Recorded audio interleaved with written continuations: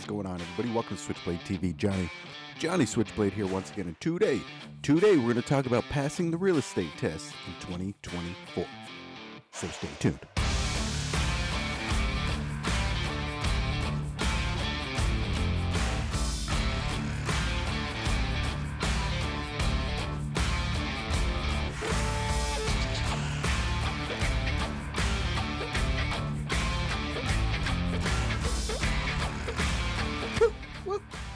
Yo, what is going on, everybody? Welcome to Switchblade TV. Johnny Switchblade here once again. And today we're going to be talking about passing the real estate test in 2024. So let's just get right into it, guys. Woo! Wow. So I just took my test. Have you guys been following along on my channel for a while? You notice in my intro it says real estate student. I've had that there for a while now. And it's finally that time to say I officially passed my test. I officially passed my real estate test in 2024. So, guys, what was it like? Well, first off, I just want to show you guys. I took my test the first time in last year, so I didn't have to do the updated real estate principles or real estate practice. I think it's real estate practice or real estate principles, one of those two. But one of those two, it was updated for 2024, and if you didn't schedule your test in time for 2024, you had to redo that class. Fortunately, I was able to take my test last year. Didn't pass. I I actually got 69%. 69%, and you need 70% to pass. So I was 1% shy. So what did I do? I did 1% of studying. Anyways, so yeah, I didn't pass that time, but luckily it was at the end of the year, and I thought I wasn't going to be able to take my test again without redoing that class. But luckily, when I got home, I was able to schedule the test again, and so they only had dates available for February. I took my test. Oh, actually, I want to show you this right here. So from the first test. This is what they give you here, guys. After your test, they give you this little piece of paper, and it gives you your results. So this little piece of paper they gave me, and let me cover up my address and stuff here.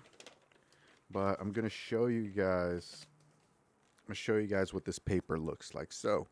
If you guys can see this, let me see if I can get into focus here. This tells you, this is what they gave me, and it did say, we regret to inform you that you did not receive a passing score. So this was my first test. This is what I got. And they actually give you this paper, and it's stapled, and they tell you to go open it in the parking lot, just in case you decide to go postal afterward. They don't want you in there. They don't want you in their building. So they let you use the restroom and everything after your test, and they say, they ask if you need to use a restroom. And if you need to use a restroom, they tell you to go first, and then afterward, then you can get your results. So I used the restroom because it's a 3-hour test. It's pretty long. So I used the restroom real quick, and I came back, and then they gave me this paper. I went to my car, and I opened it up, and yeah, unfortunately, I did not pass last year. And I was looking at my scores, and if you see, I sucked at property valuation and financial analysis. I sucked at transfer of property, and I didn't do the greatest with contracts. But everything else, I did pretty good. And they actually show your little percentage right there. If you guys can see it, they show you the percentage, and that way you can basically study those areas. That way you can do better the next time. So the next time, February 2nd, I believe, February 2nd or February 1st. Yeah, it was February 1st. I actually took my test, February 1st of 2024. And so I got there. This time I was actually, I did some studying. If you guys want to know how to pass the test, I'm going to be making another video on how to actually pass the test. I'll probably start making some videos on what course I took and stuff like that. But the second time, like I said, when I got there, 3-hour test, really long. This time, it actually only took me 2 hours instead of the full 3 hours. So I was a little surprised when, when I was finished with my test and I had all that time. So I did the same thing. I used the restroom and all that stuff. And then I came back and then they gave me this little paper. So this little paper, same thing, stapled up. And I was like, you know what? This is the day. This is the day I'm going to pass. This is the day that I did it. So I get to my car and I open up this paper and this is what it said. It was a notice. And I was like, wait, what? I was like, what does this notice say? And it said, although your examination has been completed and submitted for grading, our system is temporarily unable to finalize the releasing of those results. You may access your results online at dre.california.gov or at the above listed toll-free number within 3 to 5 business days. So I was like, wait, what? I was like, I'm not getting my results today. I was like, what? Are you kidding me? So obviously the suspense was killing me. I went home and I immediately checked. First thing I did was I signed on. I immediately checked and nothing was there. It just said scheduled. My exam was scheduled for February 2nd. So I was like, oh God, hopefully I pass this time so I don't have to retake that test. I had faith. I had faith that I was going to pass this time, so I didn't really sweat it. I was willing to, wait the couple days. Well, obviously I had to wait, but, I was willing to wait the couple days without stressing out. So I waited. I actually only waited a couple hours, guys. I waited a couple hours, and I looked. I signed on to the DRE, and then boom, there it was. Congratulations, you passed your freaking test. And I do have to say, I did see some of the new content.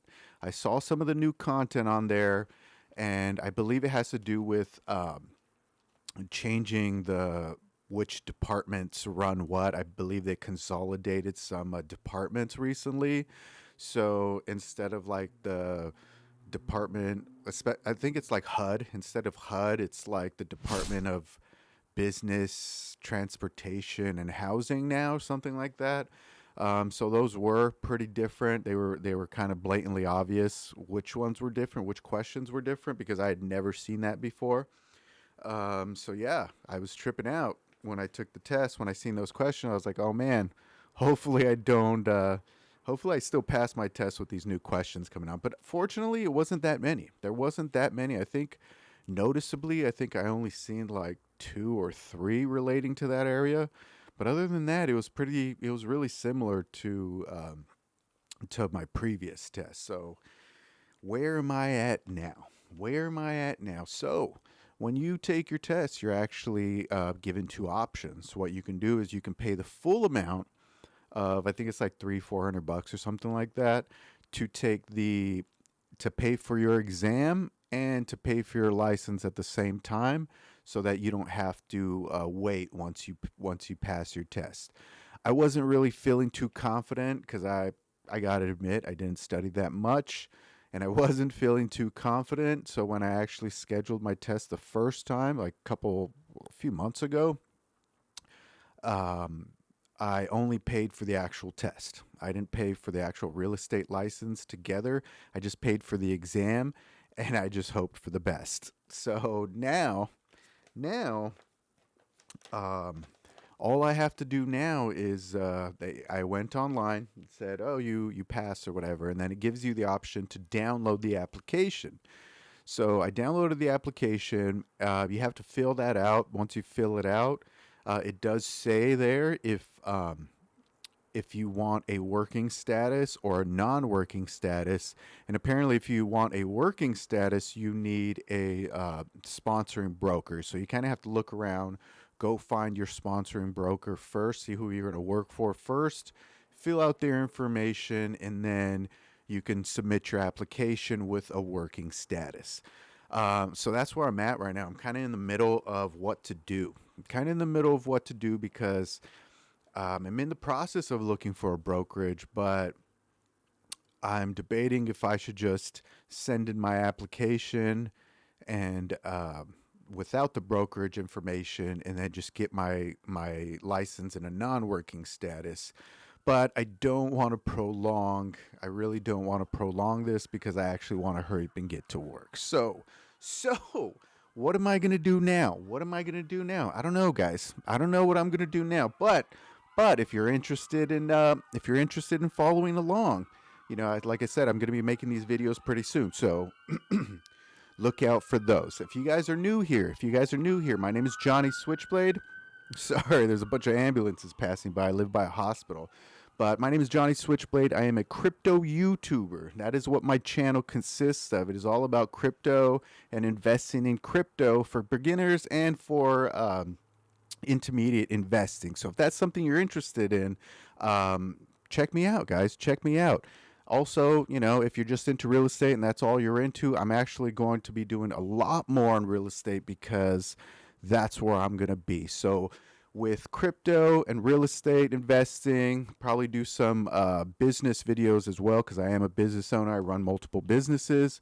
But yeah, guys, that's where we're at. That's what we're doing, and that's what's happening in the future. So that's going to do it for today, guys. Go ahead and like, subscribe, comment down below, do all those things that the YouTubers tell you to do, and we will see you next time. Peace!